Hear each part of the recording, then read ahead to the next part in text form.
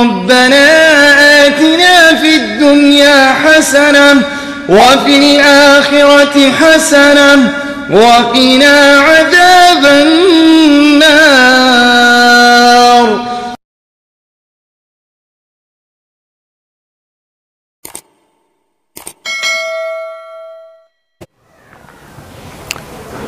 اور جس عمل کے بارے میں حدیث کے اندر یا قرآن کے اندر یہ کہہ دیا گیا ہے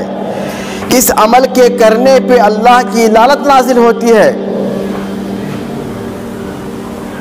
اللہ کی طرف سے وہ شخص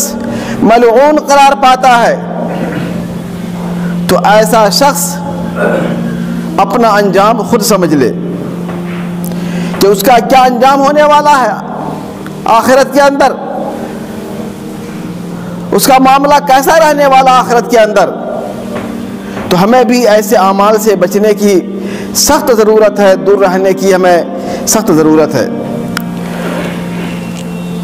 ان اعمال میں سے جو سب سے اہم عمل،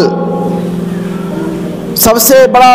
کام جو اللہ کی لعنت کا موجب ہے، سبب ہے، باعث ہے،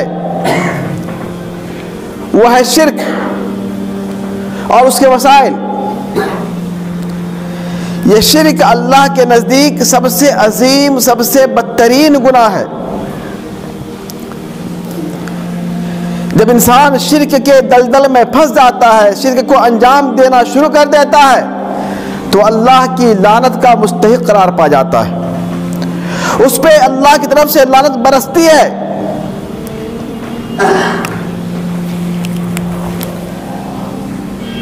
اور آخرت میں اس انسان کے تمام اعمال برباد ہو جائیں گے، ضائع ہو جائیں گے. چنانچہ اللہ کے نبی جناب محمد رسول اللہ صلی اللہ علیہ وسلم کی صحیح حدیث ہے، صحیح ہے، ان کی روایت ہے. حضرت عائشہ رضی اللہ تعالیٰ عنہ بیان فرماتی ہیں کہ اللہ کے نبی جب مرض الموت میں تھے، آپ کا دنیا سے جانے کے وقت بالکل قریب ہو چکا تھا، تو آخری کلمات اللہ کے نبی جناب محمد رسول اللہ صلی اللہ علیہ وسلم نے جو اپنی زبان مبارک سے ارشاد فرمایا، اپنی امت کو وصیت کی، نصیحت کی، وہ اسی شرک سے بچنے کی وصیت تھی، اسی شرک سے دور رہنے کی وصیت تھی. اور اللہ کے نبی جناب محمد رسول اللہ صلی اللہ علیہ وسلم کے بارے میں عائشہ فرماتی ہے کہ آخری وقت ہے اللہ کے نبی کا، دنیا سے رخصت ہونے کا وقت ہے، پریشانی کے عالم میں ہے، لیکن ایسے وقت میں بھی اللہ کے نبی جناب محمد رسول اللہ صلی اللہ علیہ وسلم یہود و نصارہ پہ لعنت بھیج رہے ہیں. آپ ارشاد فرما رہے ہیں، لعن اللہ الیہود والنصارى اتخذوا قبور انبیائہم مساجدا، کہ اللہ کی لعنت ہو یہودیوں پہ، نصرانیوں پہ، کہ جنہوں نے اپنے انبیاء کی قبروں کو سجدہ گاہ بنا لیا. یہ اللہ کے نبی جناب محمد رسول اللہ صلی اللہ علیہ وسلم کی زندگی کے آخری وقت کے کلمات ہیں. جب اللہ نبی رخصت ہو رہے ہیں، دنیا سے جا رہے ہیں، رب سے ملنے والے ہیں، ایسے وقت میں جو آخری کلمات آپ کی زبان سے ادا ہو رہے ہیں وہ یہی حدیث ہے، لعن اللہ الیہود والنصارى اتخذوا قبور انبیائہم مساجدا، کہ اللہ کی لعنت ہو، اللہ کا غضب ہو یہود و نصارہ پہ جنہوں نے اپنے انبیاء کی قبروں کو سجدہ گاہ بنا لیا، ان کی قبروں پہ جا کے سجدہ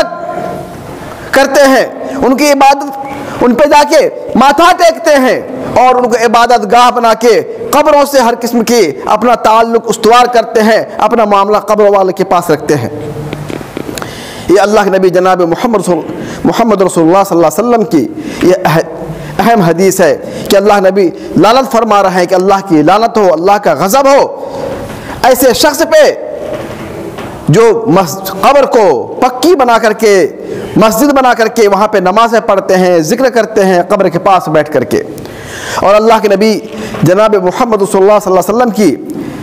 ازواج مطہرات میں سے حضرت ام سلمہ اور ام حبیبہ رضی اللہ تعالیٰ عنہما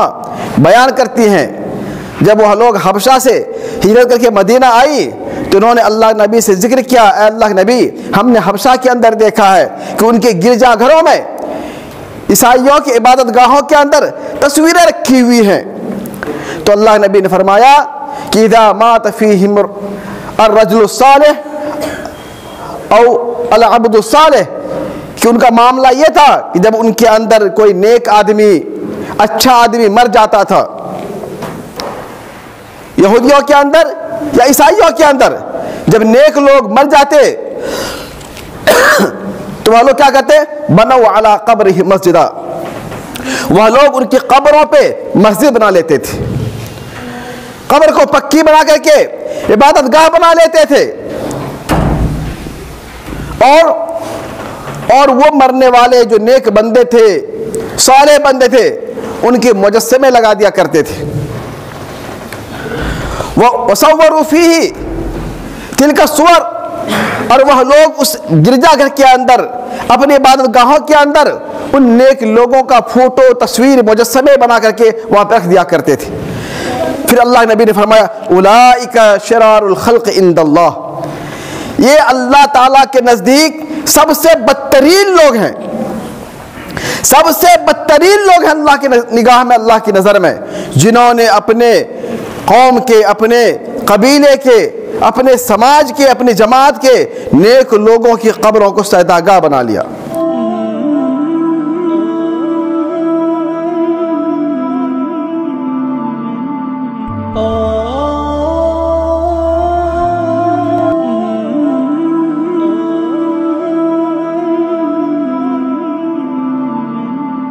Oh